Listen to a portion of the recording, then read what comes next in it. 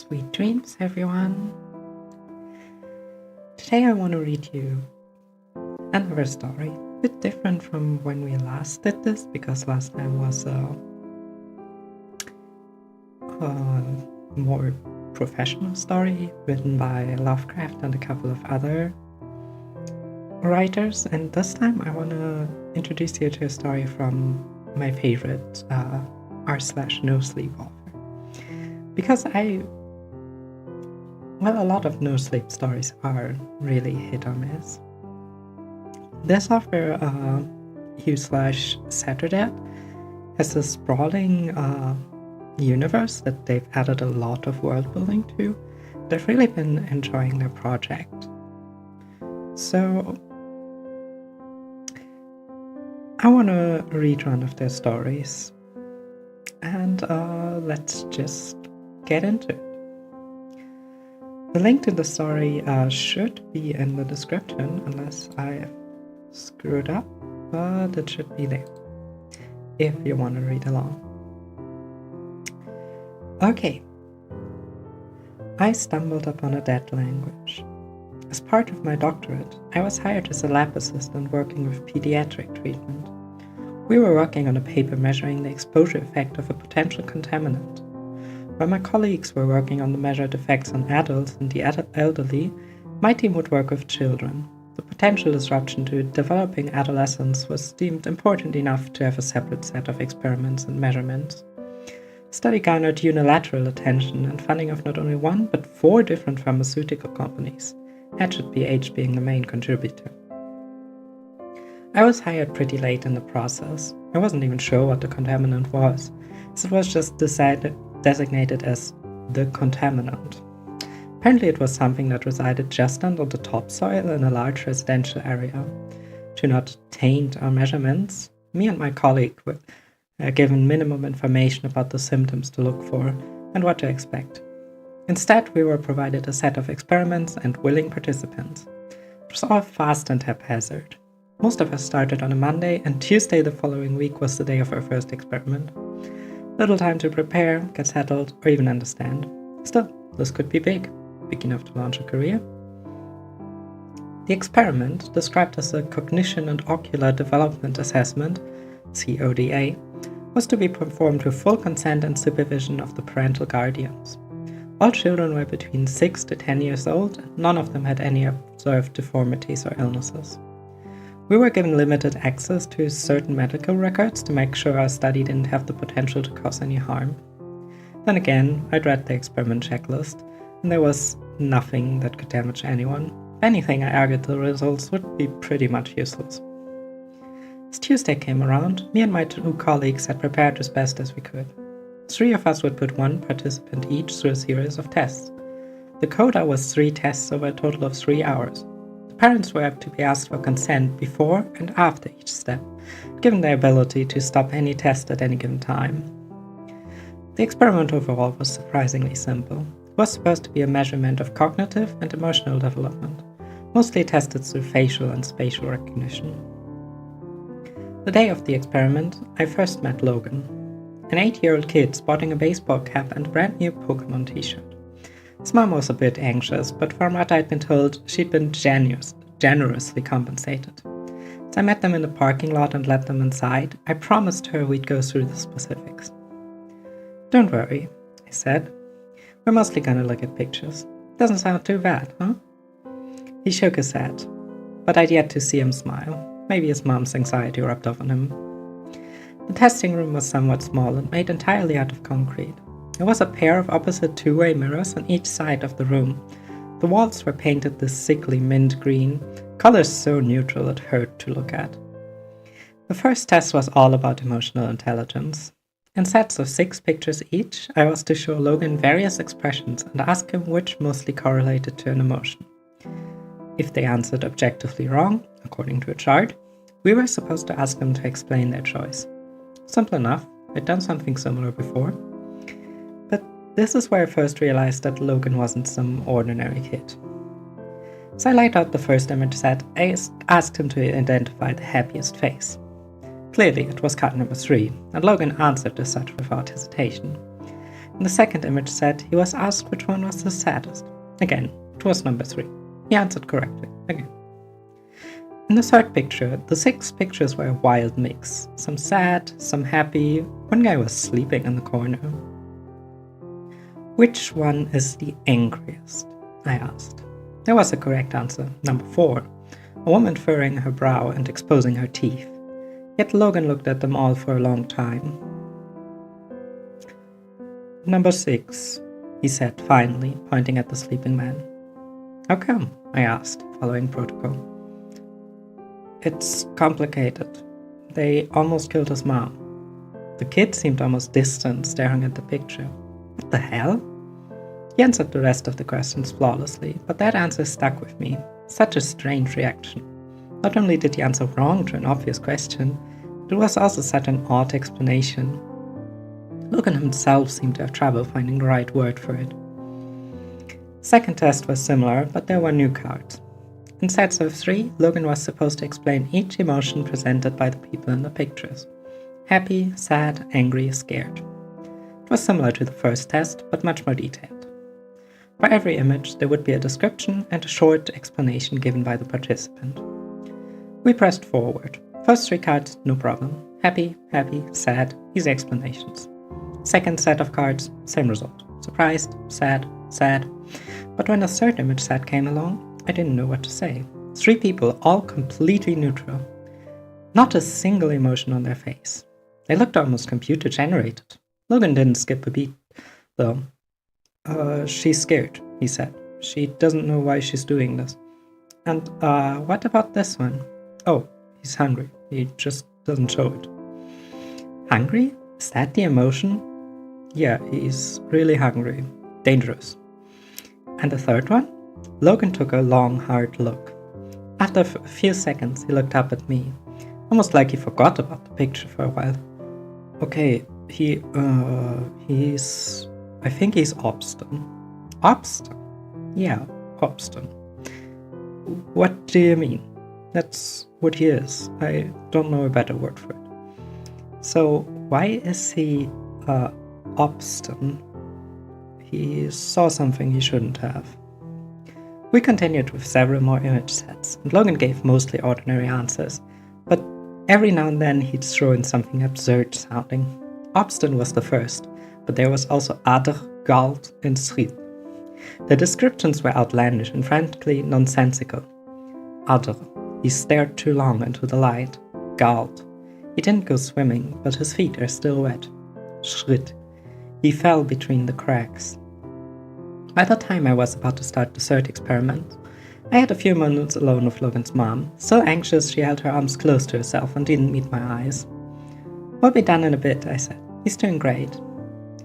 He's such an imaginative child, you know, she nodded. He makes up things all the time. You should see his drawings. Does he have any trouble at school? No, not really. She smiled. Well, mostly not. Some of the other kids can get a bit creeped out when he starts making things up. I checked the clock. It was time to start the final experiment. All kids have a quirk or two. Smiled back. That's what makes them kids. Final experiment was about recognizing places rather than people. One by one, I was to show Logan pictures of various places. Ordinary places like supermarkets, playgrounds, and factories. They were pretty easy to recognize. First, I'd show him the pictures, then I'd ask him to describe the scene. Logan didn't seem to mind. The pictures themselves were easy for Logan to recognize. One by one, he explained what he saw. Factories with lots of cars parked outside, empty playgrounds. But as we got to a park, he sort of stopped. His expression shifted. That's a graveyard, he said. I had to stop myself from correcting him. It's obviously not a graveyard. Can you describe it? I asked. I really don't want to. There's a lot of people there. What kind of people? I was going off script, but I was just too curious. Logan leaned in to look closer at the picture. There's a lot of strange colors, he said. People who used to be there are gone. Couldn't tell what he was seeing. The picture was empty. So we finished up. Logan went to the bathroom, got some time to talk to his mom on our own. I brought out the picture of the park. Do you have any idea what he sees there? I asked. No, she said, shaking her head. Could be anything. It's just strange, I said. Usually kids make up stories about dragons, lasers, wizards, that kind of stuff, not graveyards and parks. Are you calling my son strange? I lost my train of thought. As Logan came back, she grabbed him by the arm so as to leave. Before they did, I caught up to them. I had to try something. Logan, I said, just a moment. They stopped and his mom gave me a tired look. I was thinking about buying this house, I said, bringing up a photo of a place I'd been checking out a few times. What do you think? He just stared at me as if he didn't understand. He took off his baseball cap and scratched his ear. Looks dirty, he said. A lot of row right there in the... Come on, Logan. His mother tugged his arm and he was almost dragged down the hall. Turning back to me one last time, he yelled back. He looked up, and then he didn't lie when I said I was thinking about buying that house. There was an open viewing the next day and I decided to drop by on my lunch break. Honestly, wild thing to do in the middle of your scientific experiment. Could get fired for much less. There were about 8 other people there, all couples. I kind of disappeared among them. Maybe I wasn't being considered as a serious buyer. The place was a bit too large for me after all. As the realtor ran off to speak to a pregnant couple, I stopped in the foyer. I had this strange feeling in the pit of my stomach. Row, I whispered to myself. Right here. Just saying it out loud almost made me feel it. It was something so specific, so unique. It wasn't an emotion as much as it was an experience. A story I could imagine myself. Lying on the floor, looking up at the wood-brown ceiling, I could feel my back growing stiff as if I'd been lying down for too long. I could feel my eyes growing thick like blinking through mud. Every breath a conscious effort. Arms unresponsive. Prayer for my heart to keep beating. Then, nothing. Row, to look up and then to not. I had this strange understanding, like I'd seen something I wasn't supposed to. Didn't the kid have a word for that too? God, I felt sick. Everyone was gathered around the realtor in the living room. I don't know what gave me the courage to confront him, but I just blurted it out. Did the previous owner die here? I asked. In the foyer? No, they didn't, he answered. You have to tell us if they did, one of the couples said. Another couple agreed. Okay, yeah, I mean, no one has died here, that much is true. No one did. But yes, they were found unresponsive in the foyer. There were loud sighs. A couple immediately left. Another left shortly afterwards. There was a queue to talk to the realtor, and within 10 minutes, I was the only one left. Row or not, I got the place too cheap to care. It's a great life hack, honestly. Could this solve the housing market? It's made me curious as to the words the kid had used to describe the various places and emotions. Over the following days, as I transcribed our findings, I started thinking about them a lot more. Staring into the light too long, to get wet feet without swimming.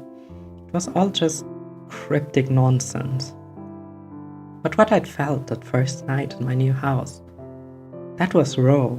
I could feel it. It was the right way to describe it. One night, as I stood in the bathroom, I thought about the word ado. It was what Logan had used to describe staring into the light for too long. It felt fitting, but I didn't know if I'd experienced it. Tried looking up into the bathroom light and just saying it out loud, but I didn't get the same feeling as when I said row in the foyer. This wasn't it. This wasn't ado. I sort of gave up on it after a while, but as I was watching TV, the thought came creeping back to me. There was a news segment about a patient with severe brain damage, a woman who couldn't breathe on her own or speak. She was aware, in a sense, but completely imprisoned in her body. The segment focused on how her family was caring for her, but I just leaned in closer and looked at her. Arthur, I whispered to myself. That's it. And it was, no question about it. She was other from staring into the light too long. I could feel it, understand it. Over the next couple of days, I started chasing gulp. The word meant for someone whose feet was wet, despite not swimming. It took me a while to get this one, but I finally found it in a newspaper article online. I felt gulped from reading about a man who had died from an overdose down at the beach. His body had apparently choked itself, causing him to sweat to death. As he was homeless and living close to the beach, he'd been found by a couple of teenagers building a sandcastle. But that feeling of drowning on dry land next to the ocean, that was gulped. With the right word, I could feel it. I could empathize. In my mind, I could be there with him. But the final word I'd noted, schiet, that was a difficult one. Over several days, I looked all over the internet. I searched forums, read obscure articles ranging back to the 90s, but I just couldn't shoot blindly into the web and hope for the best. I had to find out more, get something substantial. This thought made me take a step back. What about the photos? The photos we had shown Logan in the first place. Who were the people in the photos? Check the inventory list for the experiment. Most of the cards were just mentioned as a number and an emotion. But I noticed that some of the faces were repeated with the same actors. All the cards which Logan had gotten right were repeated at least once, but the weird ones? Those were unique faces. Lighting was different. They didn't show any peculiar emotions, they were just strange people. A bit off. I took a few photos with my phone and tried to do an image search. Couldn't get a single hit. These pictures simply weren't available anywhere online. The ordinary emotions displayed could be found on various stock image sites, but not the strange ones that Logan pointed out.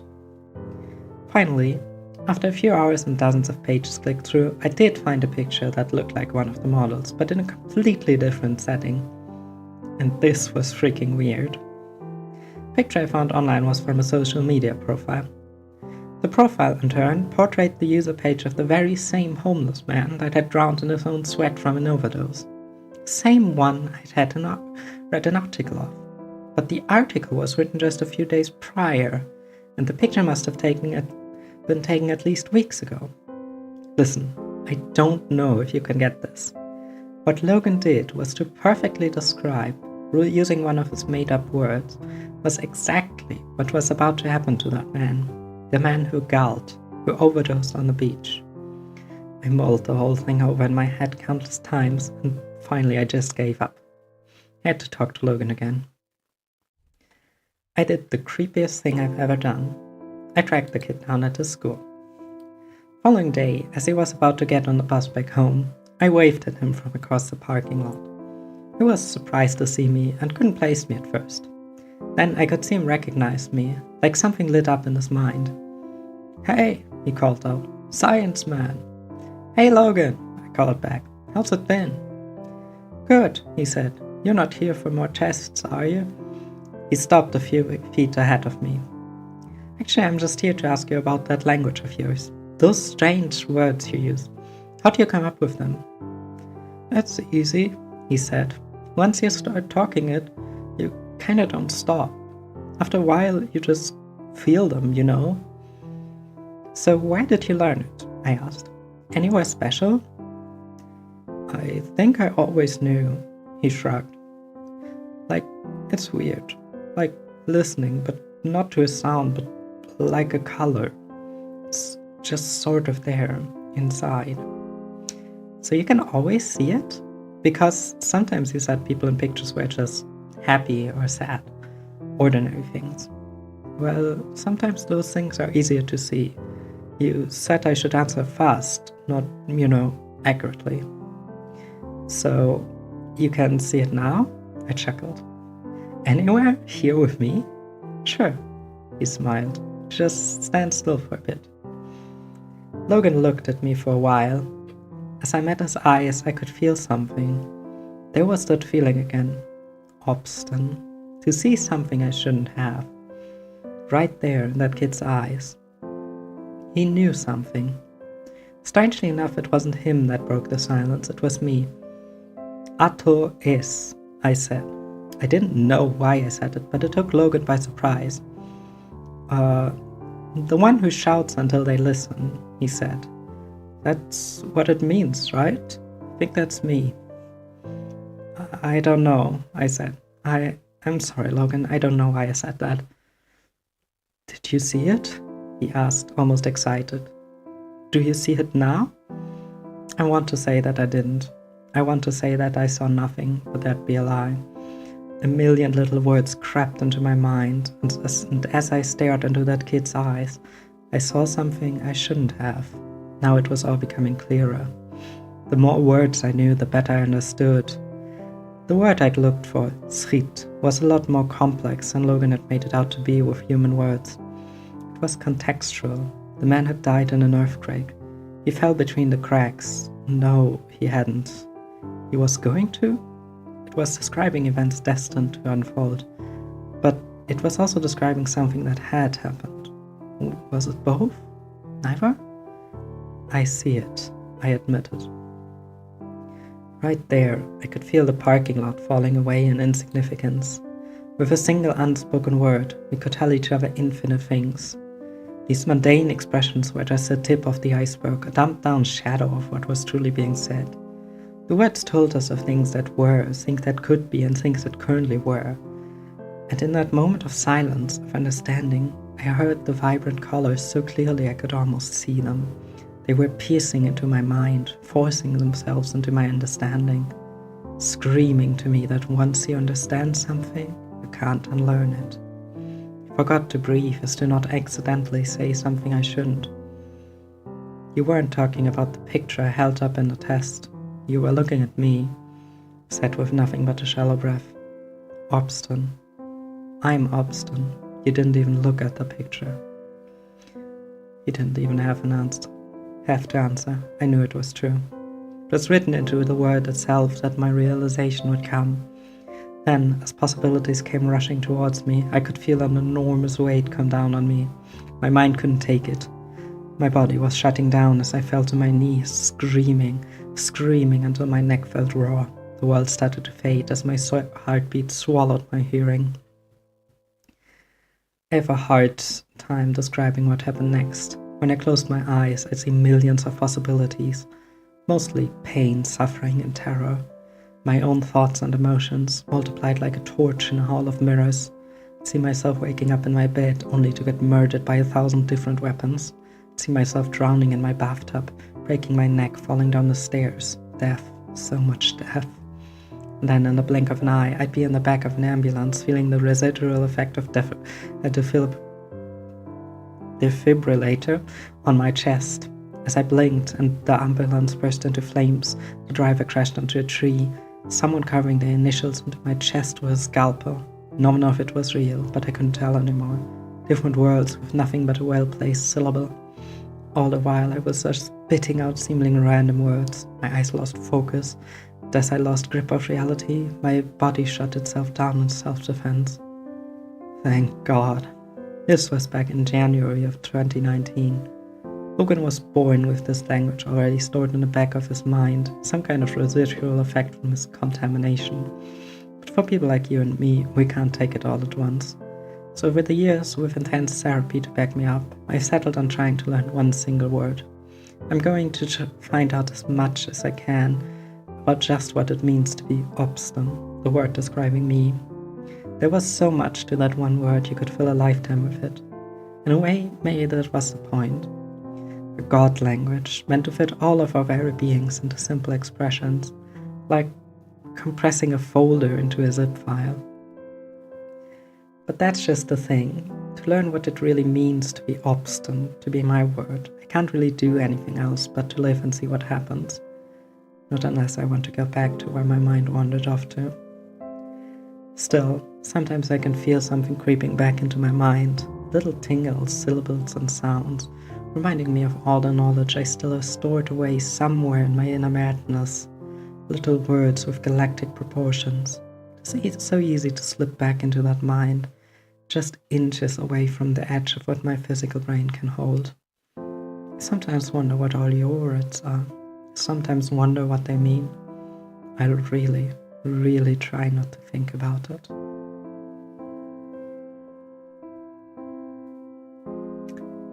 And that's our story for tonight. I think it's a really interesting one because, language in our world is inadequate as a method of communication. Don't think that's something too controversial to say. Multiple philosophers have dealt and argued with the fact. I think it was Bertrand Russell that tried to create a language fully based in logic. And of course, there's the language games, which Wittgenstein is popular for. But it all ends up with the fact that language is not perfect at conveying meaning. So the thought of having this kind of perfect, pre-natural, pre-human language this story describes is really interesting. It's cosmic horror in a different way from Lovecraftian horror. I compare it maybe a bit to The Color Out of Space, where a new color lands on Earth that no one can identify, that slowly contaminates people and makes them go mad and turn into evil monsters or something. I don't remember fully. But I think that just the thought of a language tied so deeply to reality can lead to a lot of interesting concepts. And there are other stories by the same author that explore that too.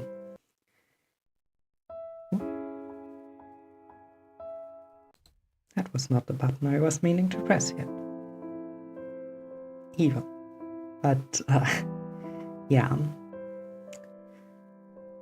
I would love to know your thoughts if you've given me a listen this far in this story, and if you'd like to hear more stories by this author. I will almost certainly do more readings because I really like their stuff. The language stuff is a bit of a...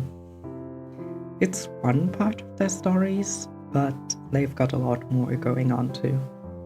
I thought about reading another story, one of their most popular ones first, but I think language and philosophy of language can be really interesting, so I wanted to share that with y'all. But that's where we will leave it off for today, I believe. So let me know what you thought, and as always, sweet dreams, everyone.